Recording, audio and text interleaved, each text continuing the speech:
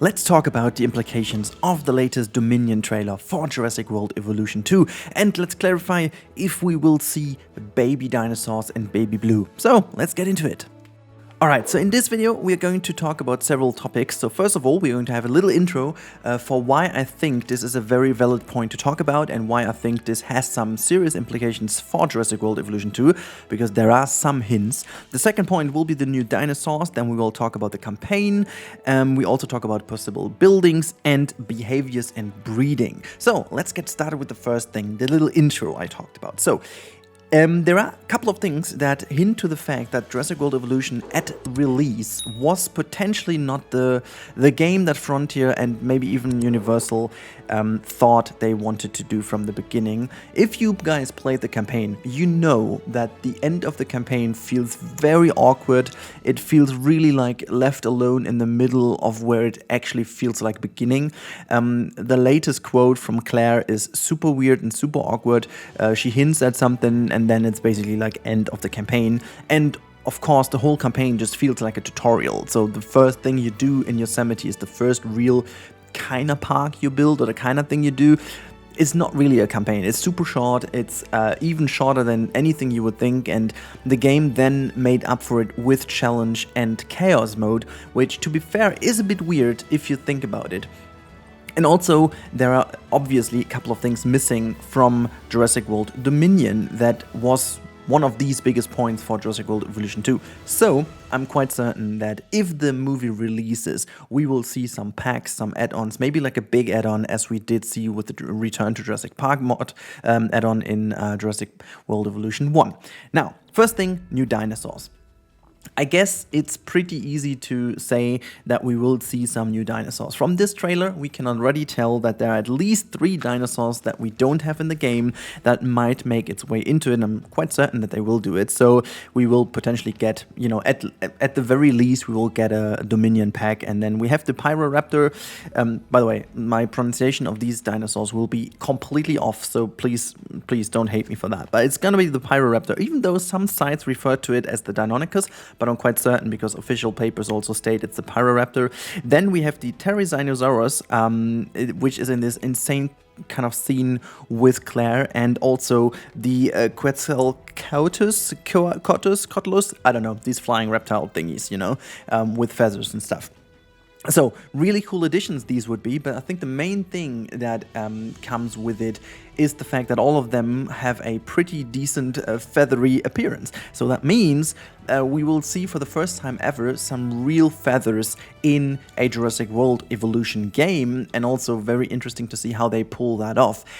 Especially because I still believe that Frontier learns always from their different games. As we can see, they definitely did pull some things over from Planet Zoo to Planet Coaster and other way around, and also some of the effects from Jurassic World Evolution 1 made it into Planet Zoo, and so on and so forth.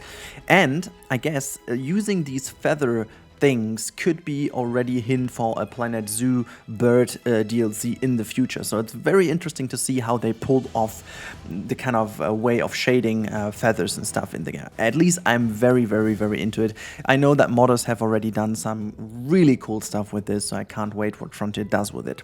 Now, let's move on to the next point, the campaign. I already said that the campaign obviously is something that felt super awkward, and even though I wouldn't say that Frontier is the ever greatest company when it comes to, you know, scenarios and to management-based games in terms of having a leading campaign, but they are decent at it. And this campaign felt super off.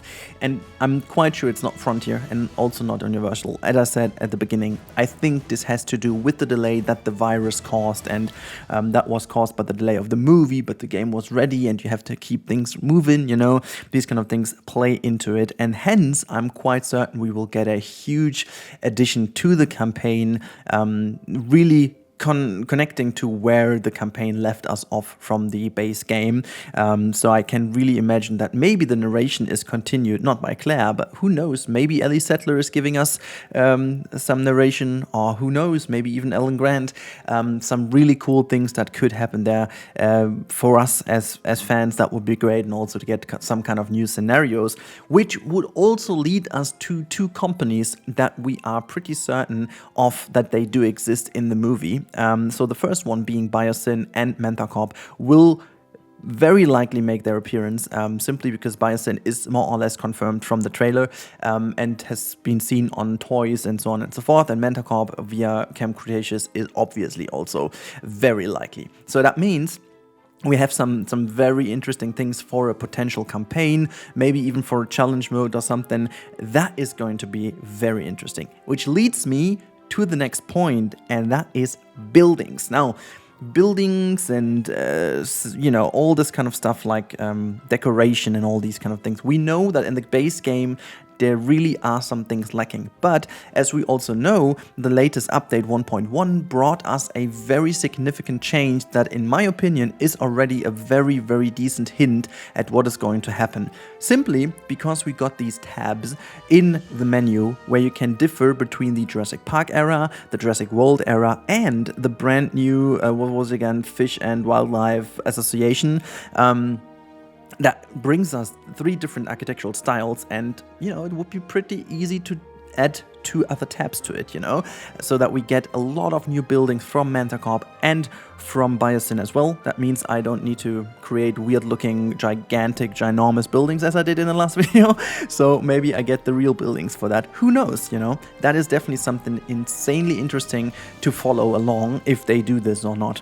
And then also, that leads me to the fact that with the addition of those 2 companies, which I guess if you will enlarge the campaign, this will lead to obviously a lot more buildings, vehicles and stuff. I think it could really ramp up the range of variety in the game, and different skins and all these kind of things, but also a lot of decoration and stuff could be added via this as well. We do have the maps, we do have the different locations, we do have the different biomes, so that's nothing we need, but to fill them with life, actually, this is badly needed. And so I'm very, very certain that this is going to happen. Now, last point, as I said, is behaviors and breeding. Now, this is the elephant in the room. We saw a baby blue in the movie. Now, we have this very iconic line with "Life finds a way" in the background of the trailer when we see the baby blue for the first time. And we all know that already in the first Jurassic Park movie, at latest in the second movie, of course, we all know that the dinosaurs, despite all being female, somehow learned to start breeding and become male, even though on Side B and some experiments have been done with male. But whatever. So life found a way in this sense. Now the big question is, will this make an appearance in the game?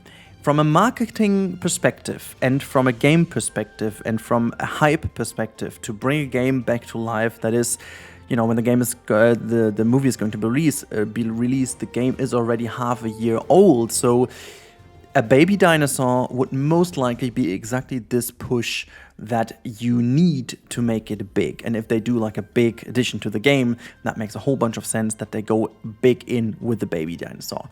Do I believe we get a breeding mechanism in general, like, having 2 dinosaurs making babies? I'm very doubtful, in regard to that. But I think maybe during the campaign, or maybe certain special things could lead us to a couple of babies that may appear in the movie, or you have something very special, a special mission or a special challenge mode in which you get at least a couple of species that can get a baby. But I'm quite certain that they won't add a baby dinosaur for all species in the game. If they would do, this would be ridiculous. I mean, that would be a massive achievement for the game, and just in general, I think this would make people go absolutely nuts. But I'm very certain that they don't. But I'm also certain that we will see Baby Blue in the game, because that's just such a big opportunity, such a gigantic marketing opportunity. It would be very weird if they don't. But again, I think it will be via a segue, a bit like thinking around the corner how to implement that without actually needing to do everything. You know, that's it.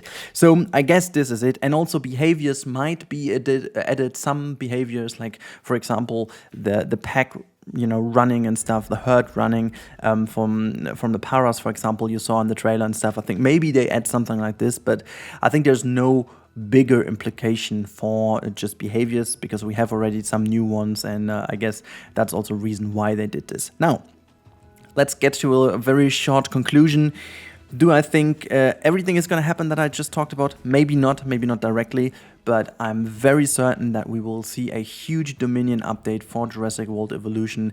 It just makes sense. It just makes a lot of sense. I could even imagine that if we stick to the Frontier ways of doing it, you know, every 3 months a bigger update for their games. That held true for all the games they release as known IP so far, except, you know, Elite Dangerous. That's just a different story.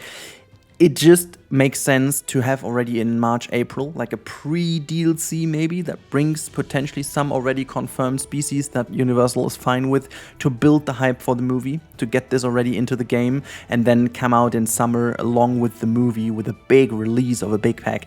That is something I would do, you know, as a marketing person, but also as like a strategic person when it comes to things like that. This is definitely what I would do. And I'm hoping that they think the same, they think alike, and we can see this. But at least the trailer got me super hyped for the future of Jurassic World Evolution. This is also why I jumped into the game, to recreate the Biosyn complex right away. And I'm very certain and very hopeful that we will see a lot of great additions to the game, making the game what it potentially should have been from the beginning. Who knows? But yeah, that's it. Hope you guys think so the same way. If not, let me know in the comments down below what you personally think we can see in an addition to the game with the release of the movie. I'm very interested in your opinion, but now have a good time. Thank you so much for watching, and until the next time, goodbye.